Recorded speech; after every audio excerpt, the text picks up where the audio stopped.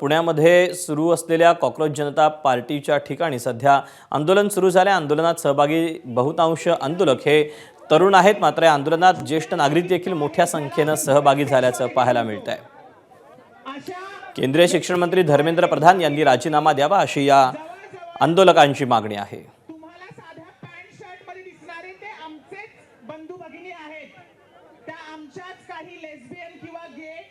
व्यक्तिमत्व आहे जे समाजामध्ये छुप्या स्वरूपात वावरतात आहेत।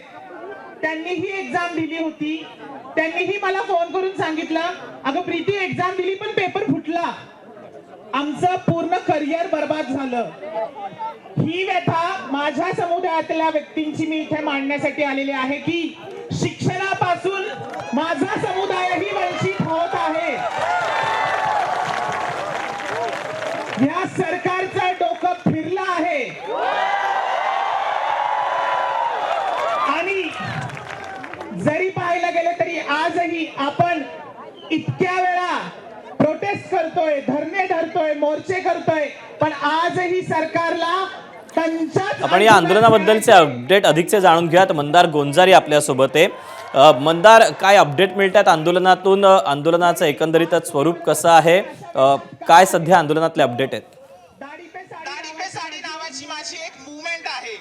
तुम्ही मैत्रिणींना 4 वाजता हे आंदोलन सुरू झालेलं आहे। या आंदोलनामध्ये आपण पुण्यातील अनेक तरुण सहभागी झाल्याचं पाहतो आहोत, मात्र अभिजित दिपके अजून इथं येणं बाकी आहे। त्याची या ठिकाणी सर्वजण वाट पाहतायत। खरं तर पोलिसांनी 2.5 तासांची परवानगी या आंदोलनाला दिलेली आहे, म्हणजे संध्याकाळी 4 ते संध्याकाळी 6:30 या कालावधीमध्ये पोलिसांनी या आंदोलनाला परवानगी दिली आहे। मात्र हे आंदोलन वाढणार आहे, याहीपेक्षा अधिक काळ ते चालणार आहे हे स्पष्ट झालंय, कारण अभिजित दिपके अजून या ठिकाणी येणं बाकी आहे। स्टेजवरती आपण वेगवेगळ्या सामाजिक संघटनांचे पदाधिकारी पाहतो आहोत, अर्थातच राजकीय पक्षांचे पदाधिकारी या आंदोलनापासून लांब आहेत, मात्र वेगवेगळ्या विद्यार्थी संघटना असतील किंवा वेगवेगळ्या विषयांवरती काम करणाऱ्या सामाजिक संघटना असतील त्या या आंदोलनामध्ये सहभागी झाल्यात आणि बऱ्यापैकी गर्दी पुण्यातील या आंदोलनाला आपण पाहतो आहोत। विश्वंभर चौधरी आहेत, त्याचबरोबर आसिम सरवदे आहेत, त्याचबरोबर विजय कुंभार आहेत, हे ओळखीचे चेहरे आहेत। मात्र या व्यतिरिक्त इतर कोणी ओळखीचं या ठिकाणी आपल्याला पाहायला मिळत नाही। मात्र मोठ्या संख्येने ज्येष्ठ नागरिक देखील या ठिकाणी आलेले आहेत, जे त्यांच्या पाल्यांसाठी, त्यांच्या घरात असलेल्या विद्यार्थ्यांसाठी म्हणून या आंदोलनामध्ये सहभागी झाल्याचं पाहायला मिळतंय।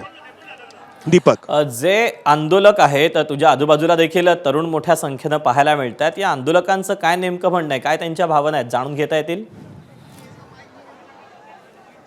बोलूयात आपण त्यांच्याशी।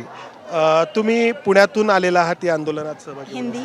अच्छा, आप पुणे में से आई है इस आंदोलन में, तो क्यों लगा आपको कि यहाँ आना चाहिए? आपको यहाँ इसलिए आना चाहिए ताकि मेरी बेटी का भविष्य जो है ना, जैसे मोदी सरकार ने जिसकी बैंड बजा दी है वो खतरे में है, उसको निकालना है। It's not only education, Modi ने पूरा बर्बाद कर दिया है, इकोनॉमी हर चीज़ बर्बाद कर दी है। इट्स हाई टाइम युवा जागे, एंड हाई टाइम जाग भी चुके। अंधभक्तों आपकी लड़की नीट की एग्जाम दे रही थी? नहीं दे रही, देगी ना, लेकिन अभी 9th में गई, देगी ना कभी ना कभी। तो आज अगर हम जो बीज बोएंगे तो बीजेपी सरकार हटेगी ना, वो हटेगी तो हमारे बच्चों का भविष्य, सिर्फ मेरी बच्ची का नहीं सबका भविष्य बच जाए। तुम्ही कुठून आलेलात? तुम्ही कुठून आलेलात? पुणे। अरे, पुण्यातून कुठून आलेलात आणि इथे यावं असं तुम्हाला का वाटलं? पुण्यातून कुठून आलो? हा, मग इथे या आंदोलनात यावं असं तुम्हाला का वाटलं? काय कारण आहे इथे येण्याचं तुमचं? कारण नीट पेपर लीक हा नॅशनल इश्यू आहे आणि याच्या कोणीतरी याची रिस्पॉन्सिबिलिटी घेतली पाहिजे। आणि आता जे ऑथॉरिटीमध्ये जे बसलेले आहेत, धर्मेंद्र प्रधान जे एज्युकेशन मिनिस्टर आहेत, त्यांनी याची रिस्पॉन्सिबिलिटी घेतली पाहिजे आणि त्यांना अकाउंटेबल ठरवण्यासाठी या प्रोटेस्टमध्ये मी सहभागी झालो। तुम्ही स्वतः जॉब करता, विद्यार्थी? जॉब करतो। अच्छा, तुमच्या घरामध्ये कोणी नेटचा विद्यार्थी नाही, माझ्या पण तुम्हाला वाटतं की आपली सामाजिक जबाबदारी आहे म्हणून यायला पाहिजे? येस, म्हणजे नीट हा फक्त एक विषय झाला, पण असे बरेच मुद्दे आहेत, अनएम्प्लॉयमेंट आहे, इन्फ्रास्ट्रक्चर आहे, सगळ्यामध्येच सरकार काम करत नाही म्हणून।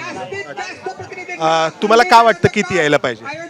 मैं इसलिए आई हूँ क्योंकि अभी हम किसी भी इस देश के किसी भी सेक्टर को देख लो, सारे ऊपर से नीचे तक सड़ चुके हैं। एकंदरीतच जर पाहिलं तर सध्या पुण्यामध्ये हे कॉकरोच जनता पार्टीचं आंदोलन सुरू झालेलं आहे। काहीसे आक्रमक प्रतिक्रिया आपण या सगळ्या आंदोलकांची पाहिली। आंदोलनाबद्दलचे अपडेट जाणून घेत राहू। मंदार, तुर्तास धन्यवाद दिलेल्या सविस्तर माहितीबद्दल। एबीपी माझा, उघडा डोळे बघा नीट.